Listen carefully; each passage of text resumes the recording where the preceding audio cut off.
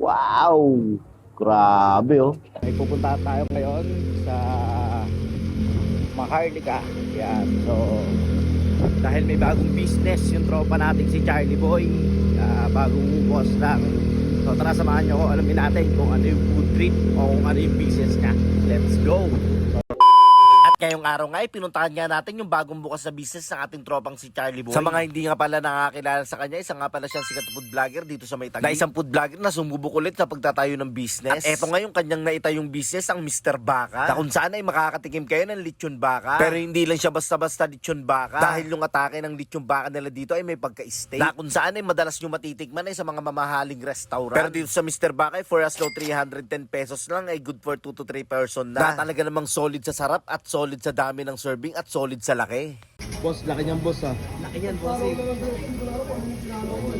Na meron pang kasamang masarap na kanilang gravy. At dito nga pag dumayo kayo, for takeout lang sila. Pero pag gusto nyo pumudre, pwede kayong pumeso sa katabi nila. Ito nga may Mona Corner na nagsiserve lang naman ng masarap na pastil. Na saktong-saktong i-partner sa masarap na lechon baka. Bossing, bossing. Ay, bossing, magandang gabi, bossing. Kamusta, bossing? Pero parang kilala kita, boss. Ay, di ako yun. Hindi, ikaw yun. Ay, yung ano ba? Ikaw yata yung nagluluto dun sa tindahan ni Boss M ah. Ay, di ako yun. Kamukha ko lang yun. Ay, nag-i-scramble. Ayun Yung ah. nag-scramble. It's Charlie. Ayun, bossing. Boss, Ay, bossing. kamusta naman buhay-buhay natin ngayon? Okay naman ang buhay-buhay natin ngayon, bossing. Ngayon ay... Kahit pa paano nakakabenta tayo. Ayun oh. Bali, ito nga pala yung bago nating negosyo. Yan. Yung Mr. ano, Baka.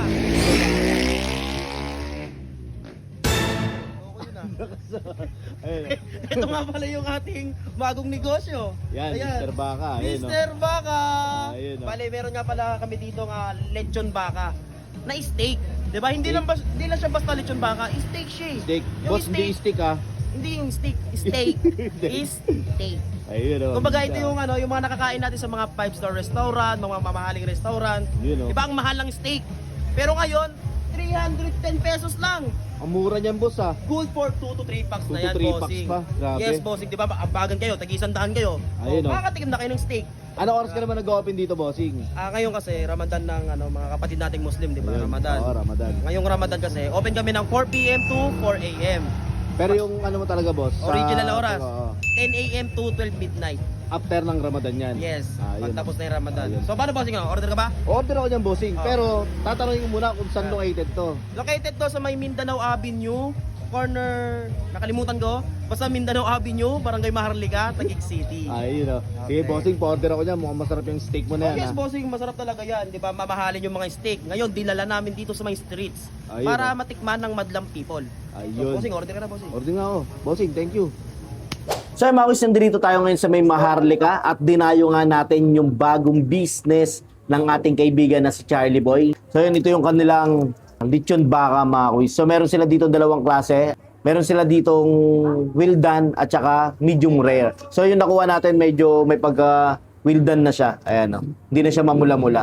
Grabe o. Napakadami na niya. So good for 2 to 3 person na siya. Tapos may kasama na rin ng gravy. Ayan o. Yan. So wala sila ditong ano, mga kuisa, wala sila ditong rice for takeout lang. Kaya pag dumayo kayo rito at gusto niyo mag-dine in, ayan. Punta kayo dito sa may kabila, yung may pastilan dito. Ito ngayon may Mona, ayan. Meron sila ditong pastil sa halagang 35 pesos. Tapos meron na rin palapa. Ayan, oh. Grabe, oh. So, tikman natin mga kuis. Huwag na natin patagalin yan. Siyempre, unahin natin yung lechon baka ni Charlie Boy. Ayan, oh. Wow! Grabe, oh. Gravy. Pam. Patikman natin, mga kuis. Di muna tayo magkakanin. Yan. Wow. Woo.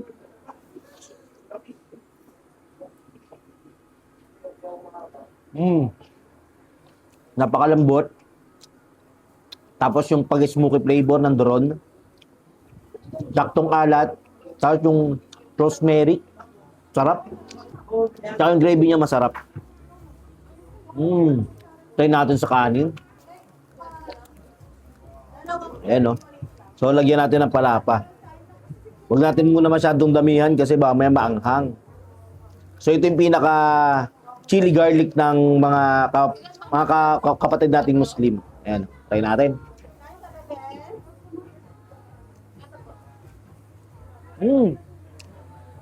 Ang sarap. Nakagana siya kumain. Ayan, no? Wow. Sarap. Oh?